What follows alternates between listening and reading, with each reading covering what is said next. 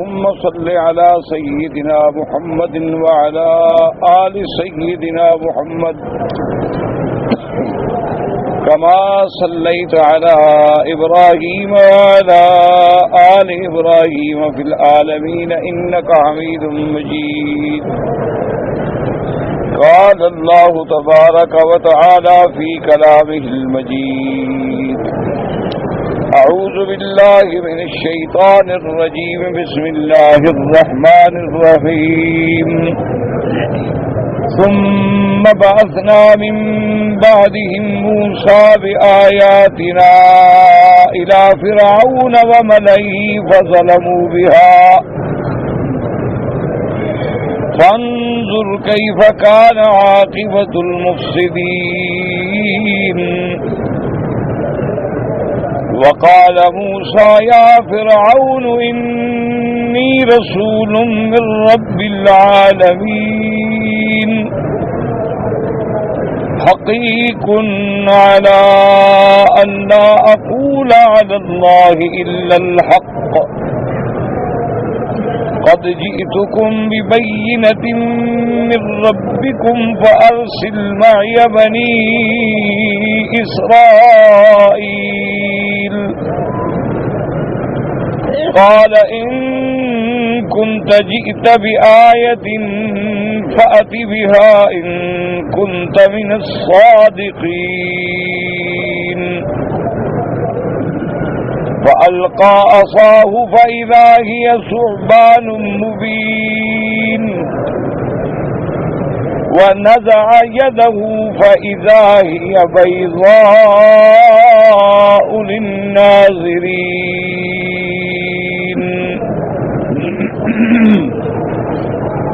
اللہ تبارک و تعالی نے کلام مقدس کی ان آیات مبارکہ میں جو سورۃ الاعراف کی آیات ہیں سیدنا موسیٰ علیہ السلام کا واقعہ ذکر فرمایا کہ اللہ تبارک و تعالی نے جب سیدنا موسیٰ علیہ السلام کو نبوت عطا فرمائی اور اللہ نے آپ کو شرف کلام سے نوازا کہ بغیر کسی واسطے کے اور بغیر کسی فرشتے کے اللہ نے براہ راست کلام فرمایا، یہ بہت بڑا اعزاز تھا سیدنا موسیٰ علیہ السلام کے لیے کہ اللہ تبارک و تعالی براہ راست کلام فرمائے، ورنہ فرشتوں کے ذریعے تو سارے انبیاء پہ وحی آتی. اور پھر سیدنا موسیٰ علیہ السلام کی دعا کو بھی منظور فرمایا اور اللہ نے ہارون علیہ السلام کو بھی نبوت سے سرفراز فرمایا.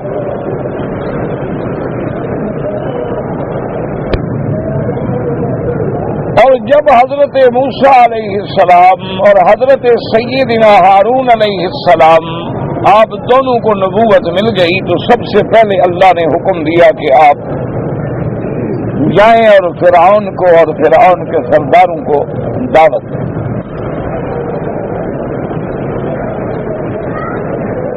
تو سیدنا موسیٰ علیہ الصلاۃ والتسلیم نے اپنے خوف کا اظہار کیا. فطرت تقاضا بشری یہ تھا، فطرت انسانی کا تقاضا یہ تھا کہ موسیٰ علیہ السلام تو وہاں سے ایک لحاظ سے مفرور ہو گئے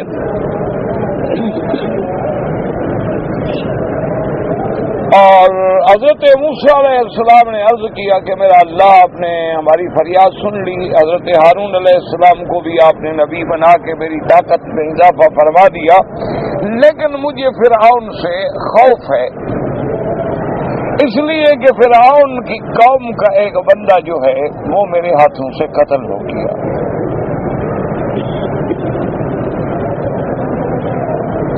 اسی لیے ایک بات یاد رکھیں کہ قرآن مقدس میں دوسری جگہ لفظ ہیں جو حضرت موسیٰ علیہ السلام نے عرض کیے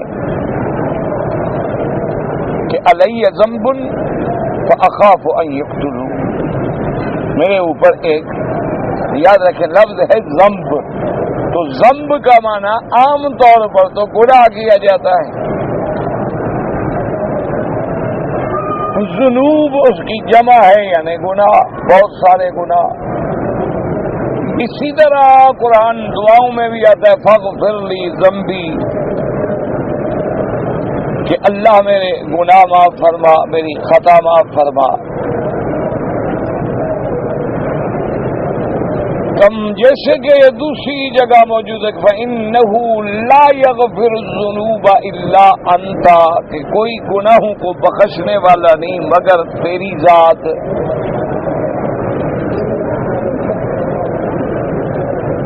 تو اس لیے ایک بات کو یاد رکھیں کہ اب موسیٰ علیہ السلام جو فرما رہے ہیں کہ وَلَهُمْ عَلَيَّ ذَنْبٌ فَأَخَافُ أَن يَقْتُلُونِ، میرے اوپر ان کا ایک گناہ، اگر ذنب کا معنی گناہ لیا جائے تو نبی تو گناہوں سے پاک ہوتے، اللہ کے پیغمبر جو ہیں وہ تو گناہوں سے پاک ہوتے ہیں، اللہ نے ان کو معصوم بنایا ہے، وہ گناہ نہیں فرماتے۔ اور خاص طور پہ یعنی بعض علماء نے جو لکھا ہے کہ بھئی انبیاء علیہ السلام سے بھی غلطی ہو سکتی ہے، وہ بھی صغیرہ کے قائل ہے، کبیرہ کے تو وہ بھی قائل نہیں۔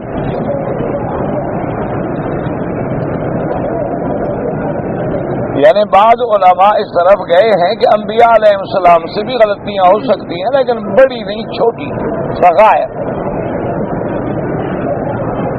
لیکن جمہور کی قول یہی ہے الحمدللہ کہ اللہ کے انبیاء سے نہ بڑا گناہ ہوتا ہے نہ چھوٹا ہوتا ہے، انبیاء معصوم ہیں، پاک۔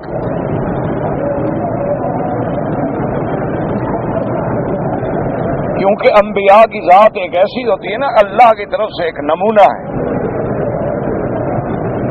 سراپا ہدایت، مجسمہ ہدایت، نور نبوت، ایک نمونہ ہے۔ اگر ان سے بھی گناہ ہوں تو پھر دشمن معاف کرے گا، سامنے تو مقابلہ ہوتا ہے دشمنوں کا، دشمن پھر کیسے چپ رہ سکتا ہے؟ دشمن تو اسی تلاش میں ہوتا ہے کہ مجھے کوئی موقع ملے بات کرنے کا۔ تو اب اگر انبیاء علیہ السلام گناہوں سے پاک ہیں تو موسیٰ علیہ السلام نے کیسے کہا کہ وَلَهُمْ عَلَيَّ ذَنْبٌ فَأَخَافُ أَن يَقْتُلُونِ، کہ میرے اوپر ان کا ایک گناہ ہے۔ تو اب اس کے بارے میں سمجھیں کہ جو اسلاف کرام نے جواب دیے ہیں، ایک تو جواب یہ ہے کہ چونکہ جب شان بڑی ہو تو چھوٹی سی غلطی جو ہے ان کو وہ بھی بڑا گناہ نظر آتا ہے۔ یعنی جب اللہ کسی کو شان دیتا ہے، عظمت دیتا ہے، اللہ کسی کو جب اپنا بنا لیتا ہے تو اس کی چھوٹی سی بھی اگر اس سے کوتاہی ہو جائے تو اس کو بہت بڑا گناہ سمجھتا ہے۔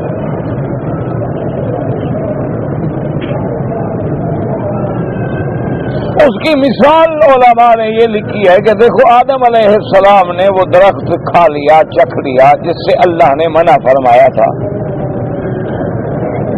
حالانکہ دوسری جگہ اللہ نے خود بھی فرما دیا کہ آدم علیہ السلام سے بھول ہو گئی، نسی آدم، قرآن ہے باقاعدہ کہ آدم علیہ السلام نے کوئی جان بوجھ کے غلطی نہیں کی، ٹھیک ہے شیطان نے وساوس ڈالے، بی بی حوا کے دل میں بھی ڈالا، حضرت آدم علیہ السلام کے دل میں بھی ڈالا کہ اس درخت کے کھانے سے بڑے فائدے ہیں اور آدمی ہمیشہ جنت میں رہے گا اور کبھی نہیں نکلے گا اور یہ ہوگا، اور قسمیں کھائیں، لیکن اصل بات یہ تھی کہ وہ اس کی باتیں تو سنی ہو، دماغ میں تو آ گئی، لیکن اس کے کہنے پہ عمل نہیں کیا، اصل بھول گئے۔ اس لیے قرآن نے خود فرمایا وَلَقَدْ عَهِدْنَا إِلَىٰ آدَمَ مِن قَبْلُ فَنَسِيَ، ہم نے جو آدم سے وعدہ لیا تھا نا کہ اللہ تقربا هذه الشجرہ، اس درخت کے قریب نہ جانا، آدم بھول گیا۔ تو اگر بھول جائے آدمی تو بھول تو کوئی گناہ نہیں ہوتا نا، یعنی بھول جانے سے اگر کسی آدمی، آپ دیکھیں نا آپ روزہ رکھتے ہیں، آپ اگر بھول کے ایک پورا گلاس پانی کا بھی پی جائیں تو روزہ ٹوٹتا بھی نہیں، حالانکہ آپ نے پانی پی لیا پورا گلاس پی کے،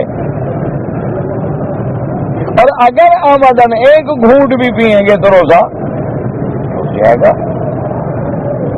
صاف بات ہے، اگر آپ نے ایک گھونٹ بھی، یعنی اگر کوئی چیز من السبیلین، اوپر سے یا نیچے سے، سب میں میدا میں چلی جائے تو روزہ ٹوٹ گیا۔ لیکن اگر آپ بھول گئے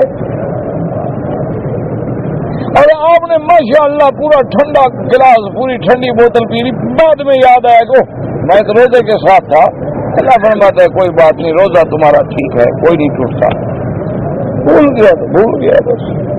حضور نے فرمایا پھر اللہ نے لکھا تھا یہ رزق تمہیں پہنچنا تھا، پہنچ گیا، بھول گیا تو بھول گیا، روزہ تمہارا ٹھیک ہے۔ تو جب خدا خود کہتا ہے کہ آدم علیہ السلام بھول گیا تو صاف بات ہے پھر گناہ تو نہ رہا نا، لیکن چونکہ شان بڑی ہے، ابو البشر ہیں، خلیفۃ اللہ فی الارض ہیں، اس لیے کہتے ہیں کہ ربنا ظلمنا انفسنا ان لم تغفر لنا وترحمنا لنکونن من الخاسرین۔ اس کو بھی وہ بہت بڑی غلطی سمجھ رہے ہیں کہ چلو میں بھول گیا، لیکن اللہ کے حکم سے بہرحال چوک تو ہو گئی۔ اسی لیے علماء فرماتے ہیں کہ آپ دیکھیں گے انبیاء علیہ السلام علیہ التسلیم، انبیاء رسل اولیاء اللہ جن کو اللہ نے شان بڑا دیا ہے، ان سے کوئی چھوٹی سی بھی غلطی ہو جائے تو ان کو چین نہیں آتا، اور ہمارے جیسے جو لوگ ہوتے ہیں ان سے بڑا گناہ بھی ہو جائے تو ایک مکھی بیٹھی تھی اڑا دی، بس ختم بات۔ چونکہ دلوں پہ میل لگا ہوتا ہے، زنگ آیا ہوتا ہے، اب دیکھو نا شیشے پہ میل لگا ہو تو چہرہ تو صاف نظر نہیں آتا، اگر شیشہ صاف ہوگا تو آپ کے بال بھی نظر آئیں گے کہ ایک ایک بال کہاں کھڑا ہے۔ اور شیشے میں دھند آ جائے، تھوڑی سی شبنم کی پھواری پڑ جائے تو آپ کو کچھ بھی نظر نہیں آتا، حالانکہ شیشہ بھی موجود ہے، دیکھنے والا بھی موجود ہے، اس کا عکس بھی بڑھ رہا ہے، لیکن شیشہ صاف نہیں۔ اسی لیے جو اللہ والے ہیں اس دور میں بھی آپ دیکھ لیں کہ ایک آدمی جو پابند ہے صوم و صلاۃ کا، پکا نمازی ہے، تہجد گزار ہے، اس کی اگر رات کو تہجد بھی چھوٹ جائے تو سارا دن روتا رہتا ہے کہ پتہ نہیں یار میری آج تہجد نہیں ہوئی، دیر ہو گئی، نیند آ گئی، حالانکہ پتہ ہے ابھی نیند آ جائے تو معاف ہے۔ ایک آدمی پہ اگر نیند غالب آ جائے اور فرض میں بھی تاخیر ہو جائے تو اللہ نہیں پکڑیں گے، نیند معاف ہے، کیا کر سکتا ہے بندہ، نیند اپنے بس میں ہے۔ یعنی اس کو پتہ ہے کہ بھئی مجھے نیند آ گئی، غلبنی النوم، نیند کا غلبہ ہو گیا، میری تہجد رہ گئی تو ٹھیک ہے، نیند آ گئی تو کوئی گناہ نہیں ہے، لیکن وہ جناب سارا دن بے چین پھرتا ہے، روتا ہے، پریشان ہے کہ یا اللہ کیا بات ہو گئی کہ رات میری تہجد چلی گئی، میں نے کیا گناہ کیا، میں نے کیا خطا کی کہ تو نے اپنی محفل میں مجھے محروم کر دیا۔ اور جو آدمی بے نماز ہے، سامنے اذان ہو رہی ہے، مسجد کے باہر کھڑا ہے، سپیکر لگا ہوا ہے، آواز آ رہی ہے، کوئی پرواہ ہی کوئی نہیں، اسے یہ بھی نہیں پتا کہ نماز ہے یا نہیں ہے۔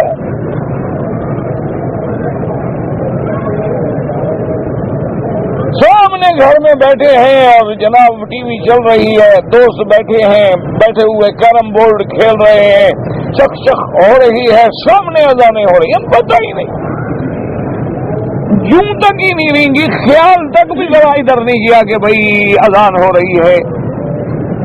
اچھا جو ہمارے ہاں کچھ بہت مہذب لوگ ہیں نا، وہ کہتے ہیں کہ اچھا بھائی 2 منٹ ذرا چپ کرو، کھیل بند کرو، ٹی وی بند کر دو، اذان ہو رہی ہے، اذان ختم، اچھا آپ چلا دو، ٹھیک ہے بس۔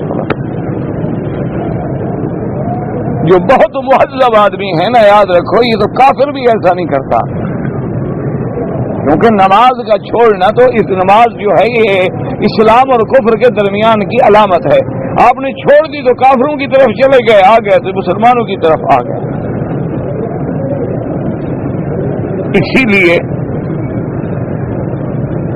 قرآن میں ہے، یہ کسی مولوی کی بات نہیں، مولویوں سے تو بہت سارے لوگ الرجی ہوتے ہیں نا، یہ مولوی کہتے ہیں، مولوی کہتے ہیں، مولوی کو چھوڑے نہ مانے مولویوں کی بات۔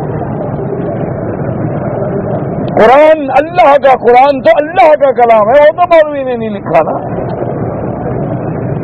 قرآن میں موجود ہے، نص قطعی ہے، اللہ کا قرآن ہے کہ قیامت والے دن جب کافروں کو جہنم کی طرف لے جائیں گے، ملائکہ مار مار کے گھسیٹ کے لے جا رہے ہوں گے تو ان سے پوچھا جائے گا کہ ما سلککم فی سقر، وہ بدبختوں کون سی چیز ہے جس نے تمہیں جہنم میں ڈالا، جہنم میں جلایا، جہنم کی طرف چلایا؟ کیا غلطی کیا ہوئی، کیا گناہ کیا؟ قالوا لم نک من المصلین، تو وہ کافر کیا کہیں گے؟ وہ کہیں گے اس لیے ہم جہنم جا رہے ہیں کہ ہم نمازی نہیں تھے، نماز والوں کے ساتھ نہیں تھے۔ یعنی سب سے بڑا جرم جو شمار کریں گے نماز چھوڑنے والا۔ مسلمان ہوتے تو نماز پڑھتے تھے۔ اس لیے ہمیشہ یاد رکھیں کہ جن گھروں میں حضور نے فرمایا کہ میں امر کروں کہ نماز کھڑی ہو جائے، اور دیکھوں کہ جو لوگ مسجد میں نہیں آئے، فرمایا لآمروں میں حکم دوں کہ لکڑیاں جمع کرو، میں محمد مدنی جا کے ان کے گھروں کو آگ لگا دوں صلی اللہ علیہ وسلم۔ اسی سے آپ اندازہ لگائیں کہ اب آپ ذرا آنکھیں بند کر کے تھوڑا سا تصور کریں کہ آپ کے محلے میں کتنی کوٹھیاں ہیں جن میں نماز ہوتی ہے، کتنے گھر ہیں، کتنے فلیٹ ہیں، کتنے بڑے بڑے بنگلے ہیں جن میں نماز ہوتی ہے، یا جنہیں گھر میں خامند، بیوی، بیٹیاں، بیٹے، بہو، سب کسی کو نماز کا احساس ہے، صرف ایک فکر ہوتا ہے ان کو شام کو اٹھے، غسل کیا، میک اپ کیا، کپڑے شپڑے پہنے کہ آج فلاں کلب جانا ہے، اور آج فلاں ہوٹل میں جانا ہے، اور آج فلاں ڈنر ہے، آج فلاں جگہ ڈنر ہے، بس ایک فکر۔ اور ہوٹل بھرے ہوئے ہیں، عین عشاء کی اذانیں ہو رہی ہیں، مغرب کی اذانیں ہو رہی ہیں، کوئی پتہ نہیں۔ کوئی ملازم بیچارہ چھوٹے لیول کا، کوئی بیرا، کوئی چوکیدار، کوئی چپراسی، کوئی گیٹ کیپر، کوئی گاڑیاں صاف کرنے والا، وہ ٹوٹی پوٹی دوڑ دھوپ کے کدھر سے پڑھا ہے تو اللہ کو پتا۔ ورنہ جو بڑا آدمی ہے، بڑے آدمی کی دلیل ہی یہ ہے کہ وہ نمازی نہ ہو۔ جو نماز پڑھے، دیکھو جی 5 دفعہ تو وضو کرے نا، اس کے کپڑے خراب ہوں گے۔ 5 دفعہ جو بیچارہ بوٹ اتارے، جراب اتارے، تو اس کے پالش بگڑ گئی، کپڑے کی کریز رکوع میں جائے گا، سجدے میں جائے گا، کلف لگا کے کپڑے پہنے ہوئے ہیں تو کپڑے کی کریز تو ٹوٹ گئی نا، خراب ہو گئی نا۔ وہ بڑا آدمی بیچارہ ادھر آئے کیسے؟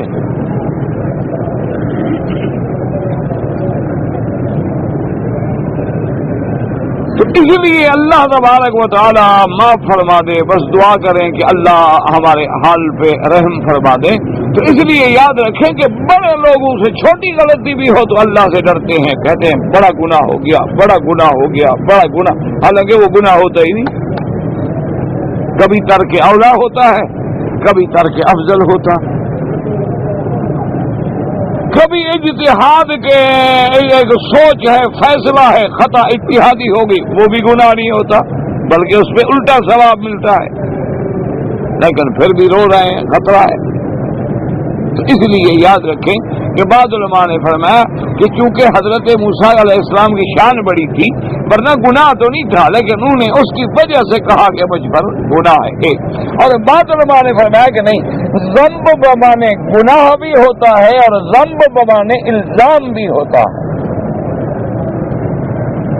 کہ وَلَهُمْ عَلَيَّ ذَنبٌ فَأَخَافُ أَن يَقْتُلُونَ۔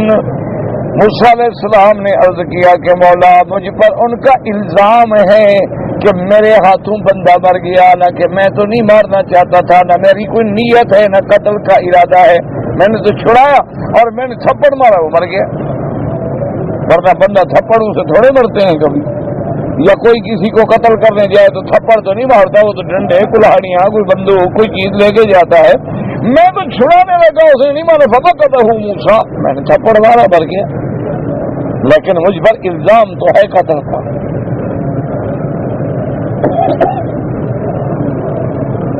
اللہ نے فرمایا کہ موسیٰ علیہ السلام جائیں، ہم جو آپ کے ساتھ ہیں، آپ ڈر نہ کریں، خوف نہ کریں، آپ جائیں، لا تخافا اننی معکم اسمع وارا، میں سب دیکھ رہا ہوں، جاؤ۔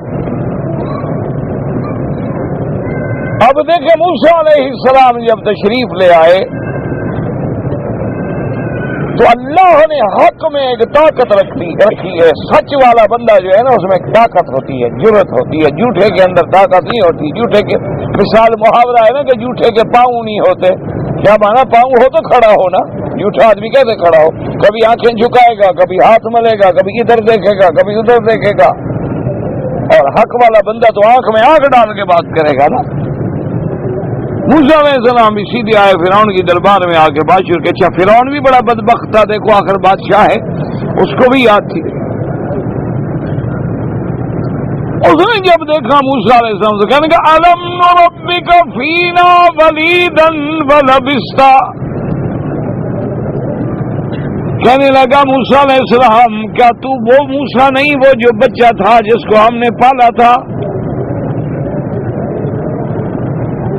وَلَبِثْتَ فِينَا مِنْ عُمْرِكَ سِنِينَ, اور سالوں تک تو ہمارے گھر میں پلتا رہا. وَفَعَلْتَ فَعْلَتَكَ الَّتِي فَعَلْتَ, یاد ہے پورا فرعون کو نقشہ سامنے آ گیا. اچھا یہ تو وہ موسیٰ ہے جو ہمارے گھر میں پلا. اسی لیے آج آپ کے بڑے لوگوں کو جب غصہ آتا ہے نا وہ بھی کہتے ہیں مولوی ہمارے ٹکڑوں پہ پلے تھے آج ہمیں حق کہتے ہیں. یہ وہی بات ہے جو فرعون نے کہی. آج بھی جو آپ کے بڑے بڑے لوگ ہیں نا, کسی مولوی کو کبھی کوئی روٹی دی ہوگی, کوئی تنخواہ دی ہوگی, کوئی خیرات دی ہوگی, کوئی صدقہ ہدیہ دیا ہوگا, تو جب وہ مولوی ان کے خلاف بات کرے تو وہ کہتے ہیں دیکھو جی کمال ہے, کل ہمارے ٹکڑوں پہ تو پلتے تھے, ہماری روٹیوں پہ تو پلے, ہم نے ان کو پڑھایا جناب. وہ تم نے ان کو تو پڑھایا, خود تو قرآن نہیں پڑھے ہو بدبخت. ان کو تم نے قرآن پڑھایا. یہ فرعون نے کہا تھا کہ الم نربک فینا ولیدا ولبثت فینا من عمرک سنین وفعلت فعلتک التی فعلت وانت من الکافرین. دیکھو نعوذ باللہ, کہتے تمہیں یاد ہے تم نے ہمارا بندہ بھی مار دیا اور تم تو بڑے ناشکرے ہو. کافر کا معنی یہ ہے, یہ نہیں کفر کس بات کا معنی نہ شکرے ہو کہ ہمارا کھاتے رہے, ہمارا بندہ مار کے بھاگ گئے, اور آج پھر ہمیں چیلنج کرنے کے لیے آئے ہو. اچھا اللہ کا پیغمبر ہے نا, بالکل سیدھی کھری بات, کوئی ہیر پھیر نہیں, نبی تو پاک ہے نا. قال فعلتها اذا وانا من الضالين ففررت منكم لما خفتكم فوهب لي ربي حكما وجعلني من المرسلين. اللہ اکبر. اس نے کہا ٹھیک ہے جو کچھ ہوا نا مجھ سے, اس وقت تو میں کچھ جانتا نہیں تھا, پتہ نہیں تھا, میں اس وقت نبی تو نہیں تھا, پیغمبر تو نہیں تھا, معصوم تو وہی بچہ تھا, جوان تھا. اور پھر میں بھاگ کیوں گیا؟ مجھے ڈر تھا کہ تم مجھے قتل کرو گے. تو اسی میرے فرار کے زمانے میں, بھاگ جانے کے زمانے میں ایک وقت آیا کہ پھر میرے رب نے مجھے نبی بنا کے رسالت کا تاج پہنا دیا.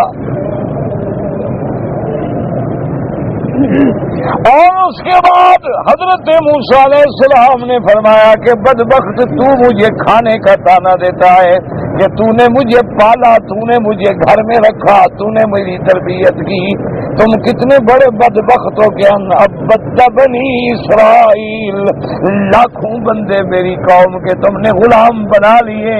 میرے گھر کے, میری قوم کے لاکھوں بندے تیرے گھر میں مزدوریاں کر رہے ہیں, ان کی کمائی تو کھا رہا ہے, ایک بچے کو کھلا دیا تو وہ تمہیں یاد ہے.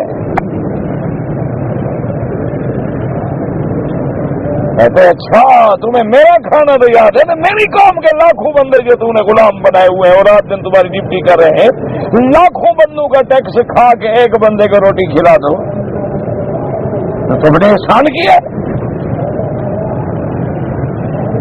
تو موسیٰ علیہ السلام اب دیکھیں نا, اللہ کا پیغمبر ہے, یہی ہوتی ہے شان پیغمبروں کی. یہی ہوتی ہے شان حق والوں کی کہ حق والے پھر ڈرتے نہیں. اسی لیے آپ تاریخ پڑھ کے دیکھیں، حضرت نوح علیہ السلام سے لے کر میرے آقا سیدنا محمد مصطفیٰ صلی اللہ علیہ وسلم اور میرے مدنی سرکار سے لے کر آج تک تاریخ اٹھا کے دیکھ لیں، سارے واقعات کو سامنے رکھ لیں، جو اللہ والے ہیں وہ کبھی نہیں ڈرتے.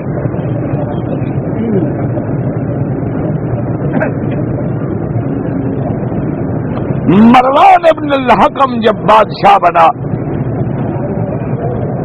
اقتدار پہ آ گیا، تو وہاں ایک عربی بیچارہ، یعنی دیہات کے رہنے والا ان پڑھ آدمی بیٹھا ہے مجلس میں،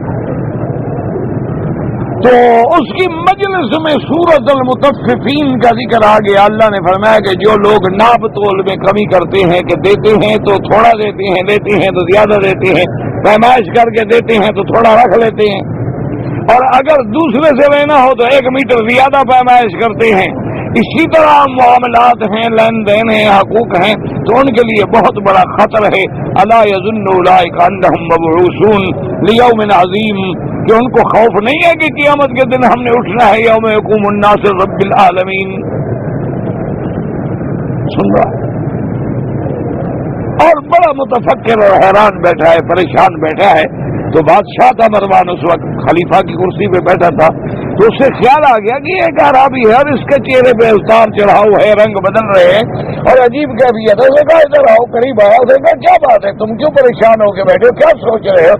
اس نے کہا میں یہ سوچ رہا ہوں کہ جو ناپ تول میں کمی کرتے ہیں ان کا تو قیامت میں یہ حشر ہوگا، تم تو مسلمانوں کا مال بغیر ناپ تول کے کھا رہے ہو، تمہارا کیا ہوگا؟ چلو وہ تو تولنے میں ڈنڈی مارتے ہیں، تم تو سارا ڈکار کے بغیر ہضم کر گئے ہو، تو تمہارا کیا بنے گا؟ میں تو یہ سوچ رہا ہوں. حق والوں کو اللہ کا ڈر ہوتا ہے. اسی لیے جب حجاج ابن یوسف جیسے ظالم کی دربار میں حضرت حسن آئے اور اس نے پوچھا، چونکہ وہ تو چاہتا تھا نا کہ کوئی بات ہو جائے، بس گلے لگتا تھا، وہ ظالم آدمی تھا، وہ تو سوال کر لیتا تھا، کوئی بات ہو جائے تو بس ٹھیک ہے سزا دے دی. وہ ایک مسئلہ مشہور ہے نا جی، ایک پولیس افسر تھا، تھانے دار تھا بڑا ظالم. اس نے کچھ لوگوں کو پکڑا، بلایا، ایک کو کہا کہ اچھا میرے بارے میں تمہاری کیا رائے؟ اس نے کہا جی آپ بہت شریف آدمی ہیں، بہت اچھے آدمی ہیں، بہت خاندانی آدمی لگتے ہیں، ہمارے افسر ہیں، مہربان ہیں. اچھا میرے منہ پہ خوشامد کرتے ہیں. اس نے کہا کیا پکڑو اس کو، لٹاؤ، مارو اس کو 10 پہ. یہ آ کے منہ پہ خوشامد کرتا ہے، مار دیا. اس کے بعد ایک دوسرے آدمی کو بلایا، اب وہ بیچارہ ڈر گیا. اس نے کہا اس کو تو مارا. اس سے پوچھا اچھا میرے بارے میں کیا کرنا؟ کہا جی آپ بڑے خبیث آدمی ہیں. میں نے کہا پہلے نے تعریف کی تو یہ مارتا ہے، تو میں شکایت کروں. اس نے کہا جی آپ تو بڑے خبیث آدمی ہیں. اچھا مجھے منہ پہ خبیث کہتے ہو، چلو بھی مارو اس کو بھی 10 پہ.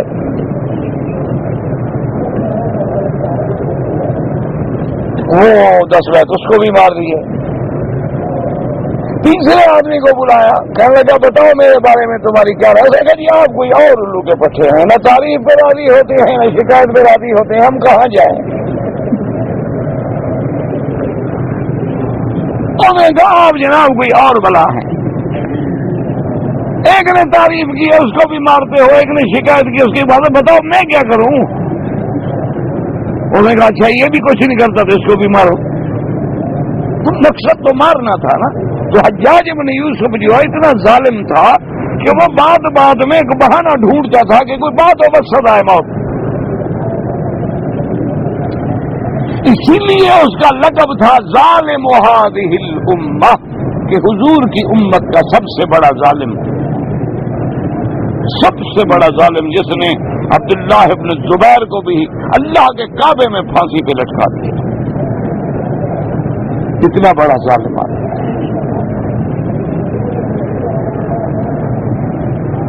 اور تھا بڑا عالم، بڑا خطیب، بڑا پڑھا لکھا. یہ جو قرآن شریف میں زبردست لگی ہوئی ہے نا الحمدللہ رب العالمین الرحمن الرحیم، یہ زبردست حجاج نے لگائی، ورنہ ساری زندگی عجم کے لوگ جو ہیں قرآن غلط پڑھتے رہتے ہیں، ان بیچاروں کو کیا پتا ہوتا کہ یہاں زبر ہے، یہاں زیر ہے، یہاں پیش ہے، ان کو کیا پتا۔ یہ قوم بھی عجیب، اور دنیا میں تقریباً یعنی تاریخ یہ بتلاتی ہے کہ پورے اپنے دور میں اپنے وقت تک وہ کوئی چوتھے نمبر کا خطیب تھا، یعنی اتنا ادیب، خطیب، شاعر، بڑا بولنے والا، بڑا ذہین، نکتہ رس اور بات کو سمجھنے والا، لیکن ظالم۔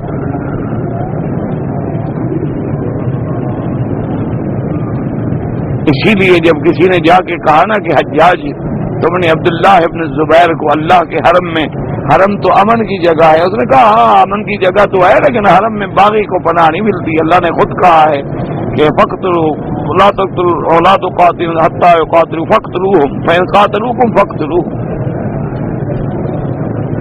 میں نے کہا حضور کی حدیث ہے ولا فارن میں دم، ان کو کسی کا خون کر کے بھاگ جائے حرم میں ہم چھوڑ دیں گے۔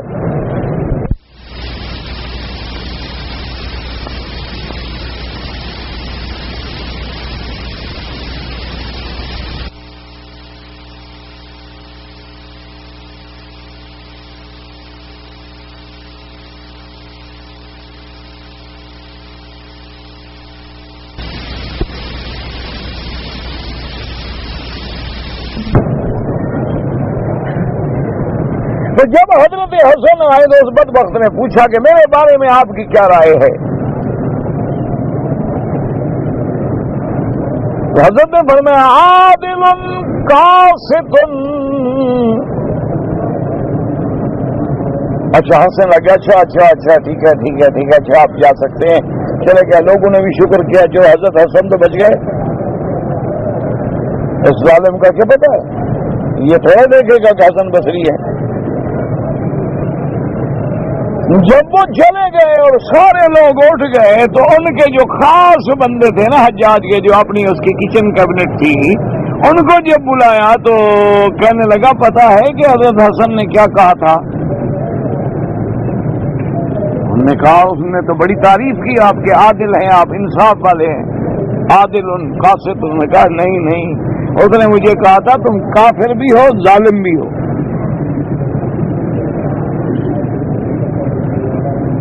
ان کا نہیں حضرت، وہ تو کہہ رہے تھے عادل، فرمایا وَهُمْ مَنْ رَبِّهِمْ يَعْدِلُونَ، مشرک وہ ہیں جو اپنے رب سے پھرنے والے ہیں، تو انہوں نے اسی وجہ سے مجھے عادل کہا۔ اور قاسط کا معنی منصف بھی آتا ہے لیکن ظالم بھی آتا ہے، قرآن کہتا ہے وَأَمَّا الْقَاسِطُونَ فَكَانُوا لِجَهَنَّمَ حَطَبًا، وہ جو ظالم ہیں ان کا ٹھکانہ کیا ہے کہ وہ جہنم کی لکڑیاں بنیں گے، جو کہ مقسط جو ہے عدل کے لیے ہے، قاسط تو ظالم کو کہتے ہیں۔ اس نے مجھے کہا تم کافر بھی ہو ظالم بھی ہو، تو انہوں نے کہا تم جب سمجھ گئے تو چھوڑ کیوں دیا؟ اس نے کہا اور بے عزتی کروا لیتا اپنی۔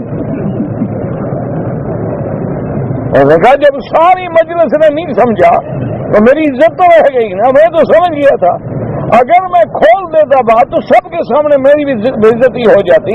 اس وقت اپنی عزت بچانے کا حل یہی تھا کہ میں نے کہا بہت اچھا جی ٹھیک ہے جی آپ تشریف لے جائیں، تو میں نے تو اپنی عزت کو محفوظ رکھا تھا۔ تو اصل بات کہنے کا مقصد یہ تھا کہ جب حق والا ہو وہ نہیں ڈرتا، وہ کھڑی بات سامنے ہو کے کہتے۔ اور الحمدللہ ثم الحمدللہ، اللہ کا کروڑ کروڑ شکر ہے کہ ہم نے اپنے جن اساتذہ سے علم پڑھا ہے یا انہوں نے جن اساتذہ سے علم پڑھا ہے، اللہ نے اللہ کی رحمت سے یعنی جتنے علماء دیوبند گزرے ہیں، مظاہر کے گزرے ہیں، احرار میں گزرے ہیں، اللہ کی رحمت سے کبھی ان نے بھی حق کہنے میں کبھی کوتاہی نہیں۔ انگریز کا مقابلہ ہوا تو کھڑے ہیں، قادیانیت کا مقابلہ ہوا تو کھڑے ہیں، ہر باطل کے مقابلے پہ ٹکرانا پڑا ٹکرا گئے، حق میں مداہنت نہیں کی، اور خطائیں ہو سکتی ہیں، غلطیاں ہو سکتی ہیں، لیکن حق کہنے میں پیچھے نہیں ہٹے۔ اہل بدعت کا مقابلہ آیا تو کیا، اسی لیے آپ دیکھیں گے موسیٰ علیہ السلام کی جرت ملاحظہ فرمائیں کتنی شان ہے پیغمبر کہ اللہ کے نبی آئے اور قرآن یہاں مختصر ہے، دوسری آیات میں اس کی ذرا تفصیل تھی جو میں نے عرض کر دی۔ جب آ گئے موسیٰ علیہ السلام تو سیدھا فرعون کے ساتھ آ کے بات کی۔ وَقَالَ مُوسَىٰ يَا فِرْعَوْنُ إِنِّي رَسُولٌ مِّن رَّبِّ الْعَالَمِينَ۔ موسیٰ علیہ السلام نے فرمایا کہ اے فرعون، اچھا بعض ہمارے بازی جو ہوتے ہیں نا جی وہ بھی ماشاءاللہ عجیب ہوتے ہیں۔ ایک مولوی صاحب کہنے لگا جی مکی صاحب، میں نے کہا کیا بات ہے؟ کہتا ہے جی یہ جو وہابی ہے نا، سنا تو مجھے رہا تھا نا غریب، تو کہنے لگا یہ وہابی جو ہے نا ان کا دماغ بالکل خراب ہو گیا۔ ٹھیک ہے جی، میں کیا کہہ رہا ہے؟ ٹھیک ہے جی بالکل خراب ہو گیا۔ فرمائے کیوں؟ میں لگا دیکھو قرآن ہے وقال موسیٰ یا فرعون، تو فرعون کو یا سے پکارنا جائز ہے؟ یہ وہابی کہتے ہیں نبی کو یا نبی نہ کہو۔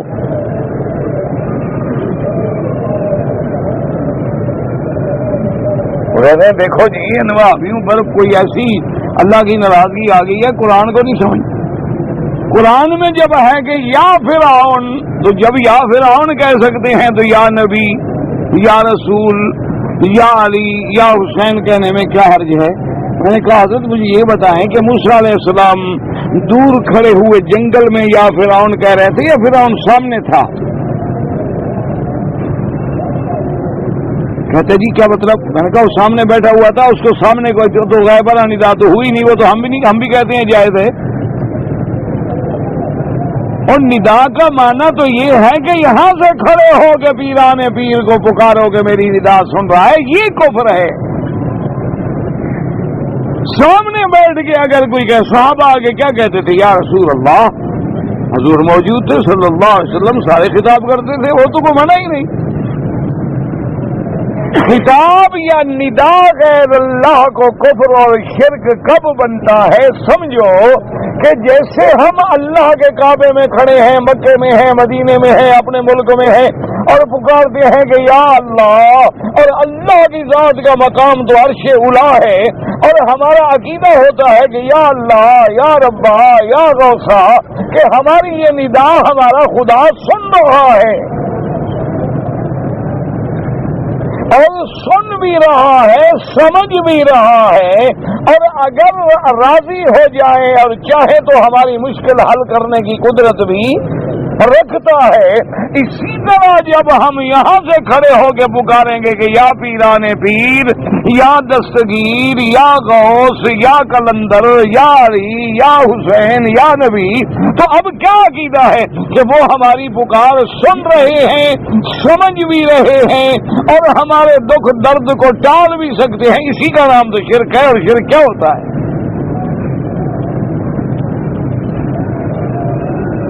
اسی کا نام شرک ہے کہ یہ صفت ہر جگہ سے فریاد سننا کس کی صفت ہے؟ اللہ کی۔ ہر کسی کی بات کو سمجھنا کس کی صفت ہے؟ اللہ کی۔ اور ہر کسی کے دکھ کو ٹالنے پہ قدرت رکھنا کس کی صفت ہے؟ اللہ کی۔ اچھا مثال کے طور پر حضرت پیران پیر جو تھے، آپ کو پتا ہے وہ کون سی زبان بولتے تھے؟ ہاں جی، ان کی زبان کیا تھی؟ وہ بھائی عربی تھے نا، بغداد میں جو تھے، کہاں سے باہر سے تو نہیں آئے تھے نا، عرب تھے۔ انگریزی جانتے تھے، فارسی، سرائکی۔ اچھا اب اگر تو کوئی تمہارا زندہ پیر بھی دنیا میں موجود ہے، اگر سندھی ہے تو وہ بیچارہ پشتو نہیں جانتا۔ اچھا پشتو والوں کا پیر ہے تو سندھی نہیں جانتا، لیکن مرنے کے بعد سب کی سمجھتا ہے۔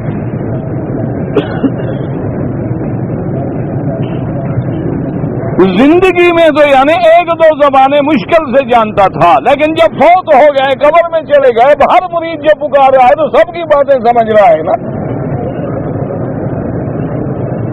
انا للہ و انا الیہ راجعون۔ بس اللہ ہدایت دے دے، اور کچھ رب جب تک راضی نہ ہو مسئلہ سمجھ نہیں آتا۔ اس لیے یاد رکھو، یہ سامنے بیٹھ کے کہنا کہ یا فلان، یا عزیز، یا محمود، یا حامد، یا احمد، یا یہ تو کوئی بات نہیں، یہ تو کوئی منع نہیں، یہ تو منع نہیں ہوتا، آپ کسی کو بھی کہہ سکتے ہیں۔ بات شرک کب بنتی ہے کہ جب غائب میں ہو کے پکارے اور یہ عقیدہ رکھے کہ میرا مرشد میری پکار سن. اب تم عمرے پہ آئے ہو, تمہاری بیوی گھر بیٹھی ہے, اس کو یہاں سے کھڑے ہو کے کبھی پکارا ہے کہ یا بیگم پہنچو؟ کیوں؟ پتا ہے کہ نہیں سنتی. لیکن پیر کو جب پکارتے ہو تو پتا ہے سنتا ہے, اگر نہ سنے تو اس کو بھی نہ پکارو. اس کا معنی ہے کہ دماغ میں کیڑا ہے کہ مرشد ہمارا سن رہا ہے, اس کو میری تکلیفوں کا بھی پتہ لگ گیا ہے, اور وہ میں جب پکاروں گا تو میرا مرشد آ کے میری کشتی کو دھکا دے کے کنارے پہ بھی لگا دے گا. یہ طاقت بھی, اور یہی شرک ہے. یہ تو اللہ کے کعبے میں کہتا ہوں, یہ تو ابو جہل کا بھی عقیدہ نہیں تھا. وہ بھی جب کشتی ڈوبنے لگتی کہتا تھا یا اللہ تو بچا.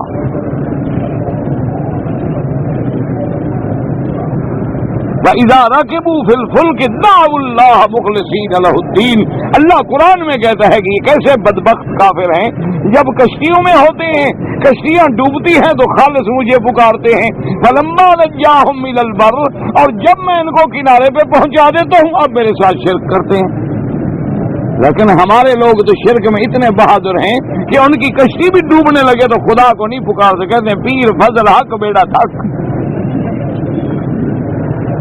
بڑا بہادر, ہمارا مشرک بڑا بہادر ہے,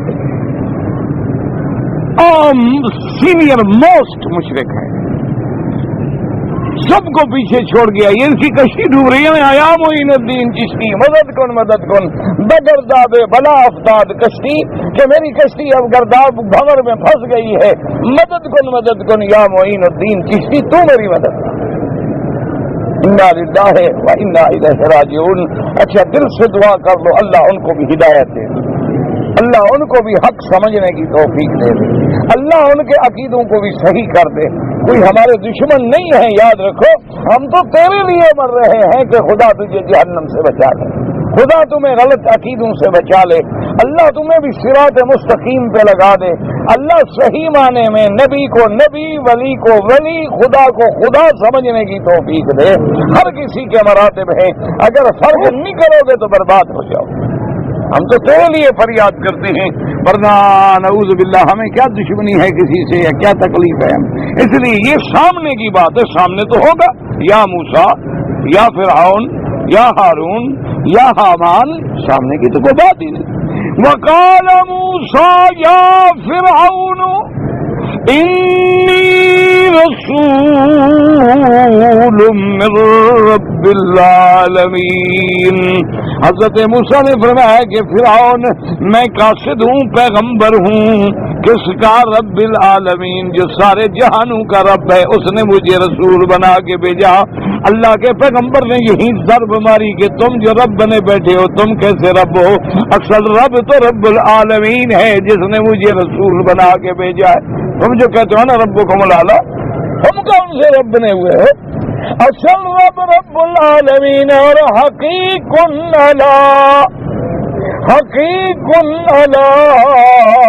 اللہ اقول الا الحق.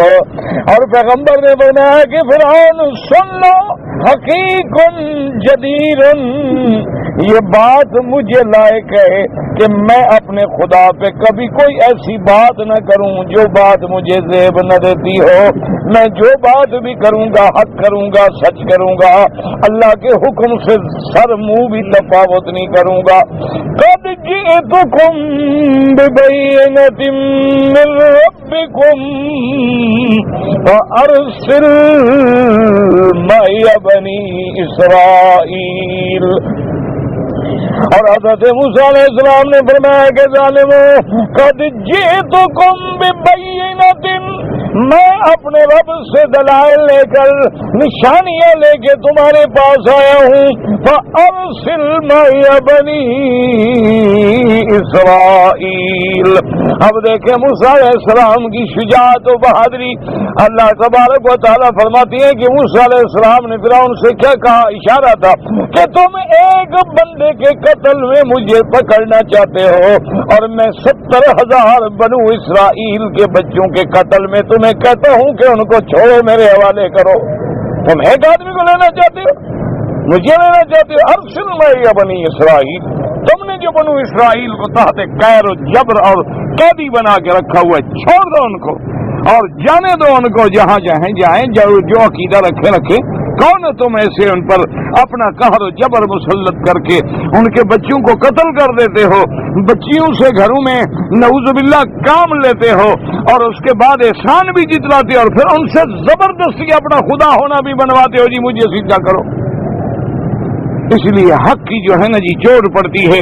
اب جناب اس کے بعد حضرت موسیٰ علیہ السلام نے جب یہ چیلنج کیا، جب آپ نے چیلنج کیا تو اب فرعون سمجھا، انہوں نے کہا ہم نے تو سمجھا تھا کہ بچہ ہے اور ہماری بات کرنے سے دب جائیں گے، ڈر جائیں گے، لیکن حق والے کیسے ڈریں؟ حق والا تو کبھی نہیں ڈرتا تو باطل والا ہے نا۔ اب اس کو ایک بات آئی دماغ میں، اس نے کہا کہ دیکھیں کہ یہ جو کہتا ہے کہ میں نشانیاں لے کر رب کی آیا ہوں، میرے پاس آیات ہیں، بینات ہیں، دیکھیں تو صحیح کیا نشانیاں لے کے آیا ہے، پہلے ہم اس کی پوری طاقت تو دیکھ لیں نا۔ اور اس کو تو گھمنڈ تھا نا کہ میں تو بادشاہ ہوں، یہ تو دو آدمی ہیں، میرے کیا بگاڑ سکتے ہیں۔ لیکن چلو ہم ان کا آخر وقت تک یہ تو دیکھیں نا کہ کیا قال ان كنت جئت بآية فأت بها ان كنت من الصادقين۔ فرعون کہنے لگا موسیٰ علیہ السلام اگر باقی تم کوئی نشانی اللہ سے لے کے آئے ہو، کوئی تم آیت، کوئی دلائل، کوئی بینہ، کوئی چیز لے کے آئے ہو تو دکھاؤ ہمیں، اگر تم سچے ہو، یعنی ہم مانتے تو نہیں کہ تو ان کو من الصادقین، اگر تم اپنی بات میں سچے ہو اور تمہارے پاس کوئی ہے ایسی چیز تو دکھاؤ ہمیں دکھاؤ، ہم دیکھیں، اس کے بعد ہم فیصلہ کریں گے۔ اچھا خدا کی شان دیکھو کہ وہ جیسے ایک ضرب المثل بھی بن گئی ہے نا کہ ہر فرعون را موسیٰ، اللہ تبارک و تعالی ہر فرعون کے لیے ایک موسیٰ پیدا کر دیتے ہیں، کیونکہ فرعون بھی تو ذل اوتاد تھا نا جی، بڑا ظلم والا، جبر والا، جس کے حکومت کی قوت کی جڑیں جو تھی وہ مضبوط تھی، اور جو اپنے دشمنوں کو میخیں ڈلوا دیتا تھا۔ اللہ نے پیغمبر کو معجزے بھی ایسے دیے کہ ذرا فرعون کا مقابلہ کرنا ہے تو ذرا ٹھیک ٹھاک معجزہ نبی کو دے دے، ورنہ معجزے تو کئی دیے جا سکتے تھے۔ انہوں نے کہا اچھا جی میں اپنی نشانی دکھاؤں؟ انہوں نے کہا، اور انہوں نے سوچا کہ اس کے ہاتھ میں کچھ کیا ہے، ان کے نہ کوئی سامان ہے نہ کوئی چیز ہے، کیا دکھائے گا؟ فَأَلْقَى عَصَاهُ فَإِذَا هِيَ ثُعْبَانٌ مُّبِينٌ۔ موسیٰ علیہ السلام نے ہاتھ میں لکڑی پکڑی ہوئی تھی نا جی، ڈالا، فَإِذَا هِيَ ثُعْبَانٌ مُّبِينٌ، وہ تو ایک بہت بڑا لفظ، وہ بہت بڑا اجدہا جسے آپ کہتے ہیں نا، حتیٰ کہ بعض کتابوں میں آتا ہے کتب سابقہ میں، وہ اتنا بڑا اجدہا تھا کہ اس نے منہ کھولا تو پورا اس فرعون کا جو اس کا ہوتا پایا تخت تھا نا محل، سارا اس کے منہ میں آ رہا۔ اور کتب اسرائیلیہ میں ہے کہ جب سانپ دیکھا نا جی فرعون نے تو خدائی شدائی تو گئی بھول، یہ آدمی خدا تو اس وقت تک بنتا ہے نا جب تک مار نہ پڑے، لیکن جب آدمی کو مار پڑے پھر تو ساری ہوا شوا نکل جاتی ہے، تو کہتے ہیں کہ وہی کپڑوں میں پیشاب نکل گیا، اتنا تخت سے بھاگنے لگا کدھر جاؤں۔ اب وہ بھول گئی بات کہ میں تو خدا بنتا تھا، یہ سانپ دیکھ کے بھاگ رہا ہوں۔ اللہ نے پھر فرعون کے لیے چیز بھی تو وہی بھیجی نا کہ ڈنڈے کے بغیر اس کا علاج کوئی نہیں۔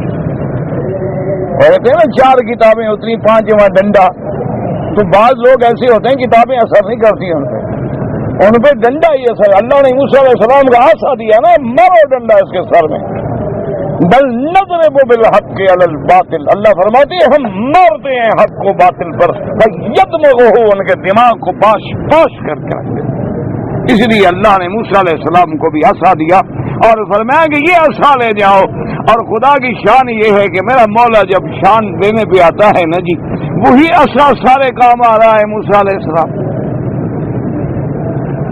فرعون کا مقابلہ کرو تو وہی ڈنڈا، اللہ میاں آگے دریا ہے کیسے کودیں، فرمایا ڈنڈا جو ہاتھ میں ہے مارو پانی پہ مارا، پلیں بن گئی، سڑکیں بن گئی، وہی ڈنڈا کام آ رہا ہے۔ اللہ میاں قوم جنگل تی میں پریشان ہے، پینے کا پانی نہیں ملتا، فرمایا مارو پتھر پہ ڈنڈا مارا تو 12 چشمے جاری ہو گئے۔ ہر جگہ جہاں قصہ آئے گا تو گویا علماء نے لکھا ہے کہ حضرت موسیٰ علیہ السلام کے قصے کا عمود جو ہے وہ عصائے موسیٰ ہے، جیسے کہ یوسف علیہ السلام کے قصے کا عمود جو ہے وہ دامن یوسف ہے، قمیص یوسف ہے، کہ جہاں دیکھو گے اس کا ذکر آئے گا۔ اسی طرح موسیٰ علیہ السلام کا جہاں بھی ذکر آیا تو اللہ پاک نے اس لکڑی کا ذکر کیا۔ اچھا کہتے ہیں یہ لکڑی بھی شان والی کوئی لکڑی تھی، ایسی نہیں تھی ایسے ہماری جیسی لکڑی۔ کہتے ہیں کہ حضرت شعیب علیہ السلام کے پاس جب حضرت موسیٰ علیہ السلام ٹھہرے اور بکریاں چرانے کے لیے تیار ہوئے تو حضرت شعیب علیہ السلام نے فرمایا اپنی بیٹی سے کہ اندر سے جا کے لکڑی لے آؤ، تو کہتے ہیں یہ عصائے آدم تھا، حضرت آدم سے چلتے چلتے حضرت شعیب تک پہنچا، حضرت شعیب سے پھر حضرت موسیٰ علیہ السلام کو ملا۔ انہوں نے فرمایا کہ یہ یعنی اللہ کی قدرت سے یہ روایت کسی صحیح حدیث میں نہیں ہے، لیکن کوئی بعید بات بھی نہیں ہو سکتی کہ ایک بات بعید ہو سکتا ہے کہ ایسا ہو، اللہ تعالی عالم وعلم ہوگا۔ کہتا ہے جی کہ بیوی کے ساتھ اگر حمام میں ہم اکٹھے نہائیں تو جائز ہے؟ ہاں تو میرے ساتھ نہ ہوگے حمام میں، بیوی کے ساتھ ہی نہ ہوگے نا، خدا کے بندے کیا ہے، بیوی ہے جائز ہے، کوئی مسئلہ نہیں۔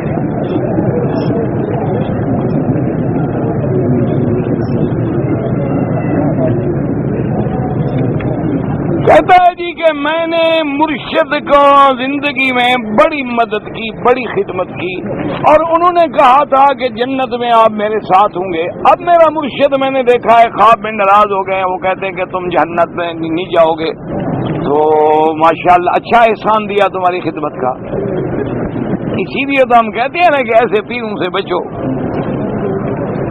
کہ ہم کو تو میسر نہیں، مٹی کا دیا بھی اور گھر پیر کا بجلی کے چراغوں سے ہے روشن۔ یاد رکھو جنت تو اللہ کی رحمت کے سوا مل ہی نہیں سکتی، ایک بات یاد رکھو، نہ وہ کسی پیر کے ہاتھ میں ہے نہ مرشد کے ہاتھ میں ہے، یعنی سب سے بڑی شان جو ہے وہ میرے محبوب محمد مصطفیٰ کی ہے، اور ہمارا ایمان ہے، حضور نے فرمایا سب سے پہلے جنت کا دروازہ میں کھولوں گا۔ لیکن اس کے باوجود بھی ایک صحابی نے پوچھا حضور آپ کو تو جنت آپ کے عمل کی وجہ سے ملے گی، فرمایا نا الا ان یتغمدنی اللہ برحمتہ، اللہ کی رحمت کے ساتھ میں جنت میں جاؤں گا، اپنے عمل سے کوئی جنت میں نہیں جا سکتا۔ تو اس لیے نہ کوئی کسی کو جنت میں لے جا سکتا ہے نہ جنت سے نکال سکتا ہے۔ تم دعا کرو کہ اللہ اپنی رحمت سے ہمیں جنت نصیب کر دے، باقی اپنے بزرگ کے لیے دعا کیا کرو اللہ ان کی مغفرت کرے تو انشاءاللہ راضی ہو جائیں گے۔ اگر ایک آدمی کا شہوت کی وجہ سے پانی نکلا تو اس پہ غسل ہوگا۔ دیکھو بھئی اصولی بات ہے، غسل ہوتا ہے منی نکلنے سے، ایک ہوتی ہے ودی، ایک ہوتی ہے مزی، ایک ہوتی ہے منی۔ ایک تو ایسی ہے نا کہ جیسے آپ پیشاب سے بیٹھے تو چند قطرے پہلے آ گئے لیس دار مادہ، ایک اسی طرح پیشاب کرنے کے بعد بھی بعد اوقات آدمی کو لیس دار مادہ آ جاتا ہے، ان سے تو وضو ہوتا ہے، ان سے کسی غسل کرنے کی ضرورت نہیں۔ سمجھ آ گئی بات؟ منی کا معنی یہ ہوتا ہے کہ شہوت بھی ہو اور ٹپک کے نکلے اور اس کے بعد عضو جو ہے وہ کمزور ہو جائے، وہ منی ہوتی ہے، اور ایسا اگر ہو تو پھر غسل کرنا ضروری ہے، ورنہ غسل کی ضرورت نہیں ہوتی۔ یہ تو حدیث میں موجود ہے نا، حضرت علی فرماتے ہیں کنت رجلا مزا، فرماتے ہیں کہ مجھے بہت مزی آتی تھی، کیونکہ میں جوان تھا، بڑی صحت تھی، طاقت تھی، تو مجھے پیشاب کے بعد لیس دار مادہ آتا تھا، اور میں شرم کرتا تھا کہ اللہ کے نبی سے کیسے مسئلہ پوچھوں،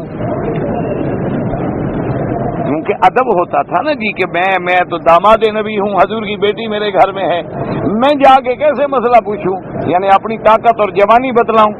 تو میں نے کسی آدمی سے کہا کہ جا کے مسئلہ پوچھو، تو حضور نے فرمایا کہ مزی میں غسل نہیں ہوتا، صرف وضو کافی ہوتا۔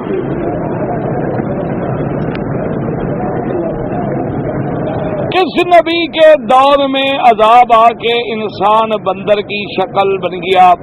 موسیٰ علیہ السلام کے زمانے میں اسرائیلی بنے تھے۔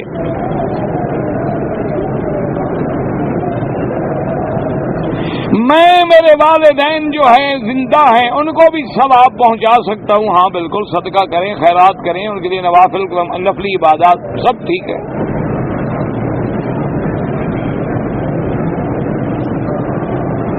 داڑھی کٹوانا حرام ہے. ہاں بالکل حرام کٹوانا ہے. ایک مشت کے بعد تو کٹوانا جائز ہے نا. یہ تھوڑا ہے کہ بھی بالکل ہی نہ کٹاؤ.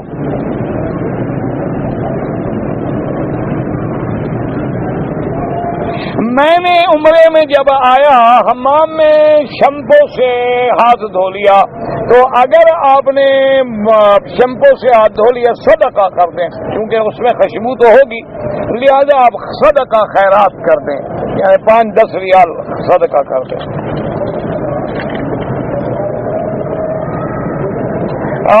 غسل جنابت کے لیے پہلے جو ہے جہاں جہاں کچھ لگا ہے وہ جگہ صاف کریں، استنجا کریں، پھر اچھی طرح غسل کریں، پھر سارے بدن پہ پانی بہا دیں. بعد میں کوشش کریں کہ ہاتھ جو ہے شرمگاہ کو نہ لگے.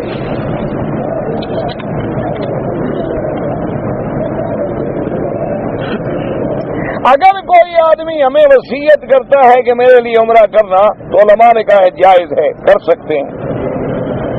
حشر کا میدان کہاں ہے؟ شام میں.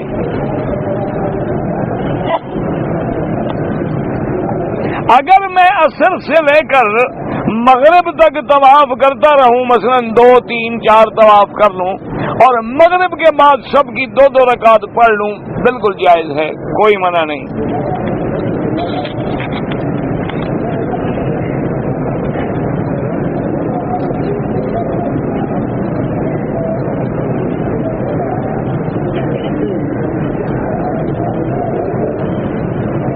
ہم نے 4 عمرے کیے، پہلے تو تھوڑے تھوڑے بال کٹائے، دوسری دفعہ عمرہ کیا تو اس طرح پھروا دیا، تیسری دفعہ عمرہ کیا تو تھوڑے تھوڑے بال کٹائے. بال تھے کہاں جو تم نے تھوڑے تھوڑے کٹائے؟ اس طرح پھروا لیں گے. بعد کون سے بال تھے؟ یاد رکھو کہ اگر اس طرح پھروا دیا اور بال نہیں تھے تو شریعت کا حکم ہے کہ پھر بھی اس طرح پھرواتے، چاہے بال ہو یا نہ ہو. جب بال نہیں تھے تو تم نے کاٹا کیا؟ اگر کچھ نہیں کٹا تو پھر دم پڑ گئی، اور دم ایک ہے، چاہے چاروں میں غلطی کی ہو، دم ایک پڑے گی. عمرے تو ہو گئے، دم دینی پڑے گی ایک.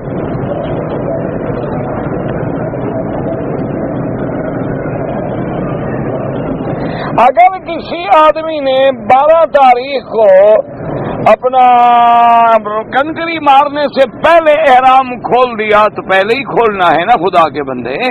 وہ تو 10 تاریخ کو جب ہم مزدلفہ سے واپس آئیں گے تو پہلے کنکری ماریں گے جمرۃ العقبہ پہ، یعنی بڑے شیطان پہ. کنکری مارنے کے بعد قربانی کر کے سر مڑا کے احرام تو 10 کو کھل گیا. 11 کو بھی نہیں باندھنا، 12 کو بھی نہیں باندھنا، تو آپ 12 کو احرام کیسے کھول رہے ہیں؟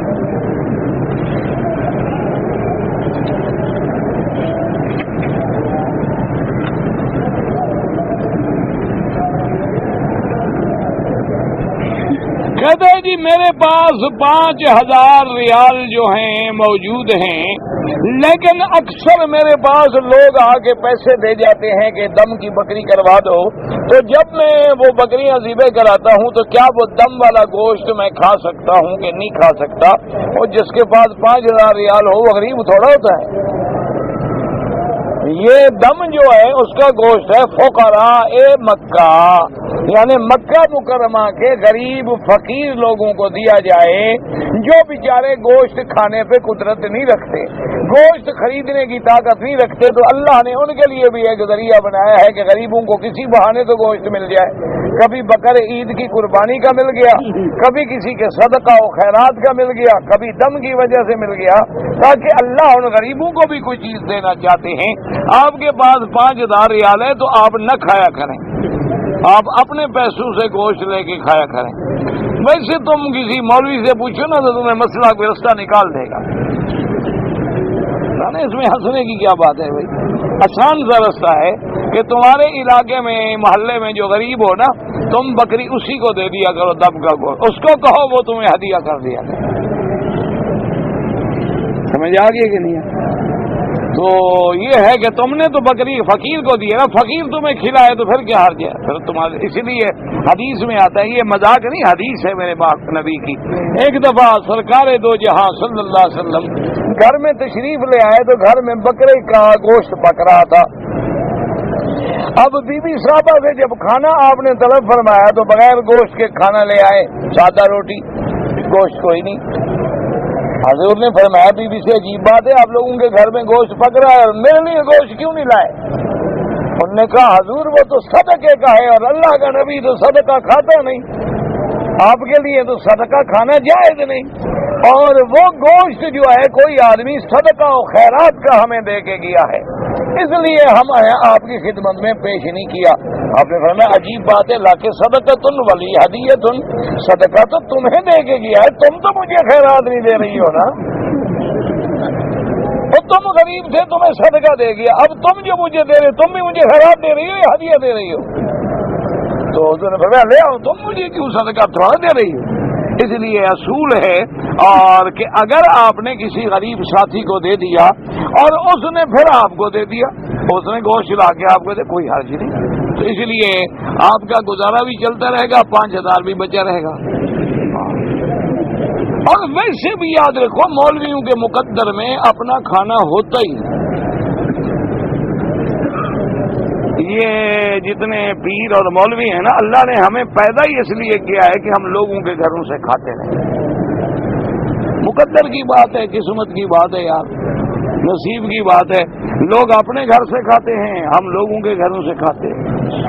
کسی نے کپڑے بھیج دیے، کسی نے کھانا بھیج دیا، کسی نے جناب کوئی چیز بھیج دی، کسی نے کوئی ہدیہ بھیج دیا، تو ساری زندگی لوگوں کے مال کھانے کی عادت بن جاتی ہے۔ اسی لیے آپ نے دیکھا نہیں ہے کہ فٹوں کے حساب سے گردنیں بڑھتی ہیں، مفت مال بغیر کمائی کے اور خالص، غریب سے غریب کے گھر میں چلا جائے نا مولوی، وہ خود بیچارہ ڈالڈا کھاتا ہو، مولوی کے لیے دیسی گھی ڈالے گا کہ یار آج مولوی قسمت نال کرونا ہے۔ انا للہ، اور دعا کرو اللہ اپنا محتاج کرے، جب تک زندہ رہے کسی بندے کا محتاج کرے۔ بچہ چھوٹا ہے، عمرے میں بال چال نہیں کاٹے، کوئی حرج نہیں۔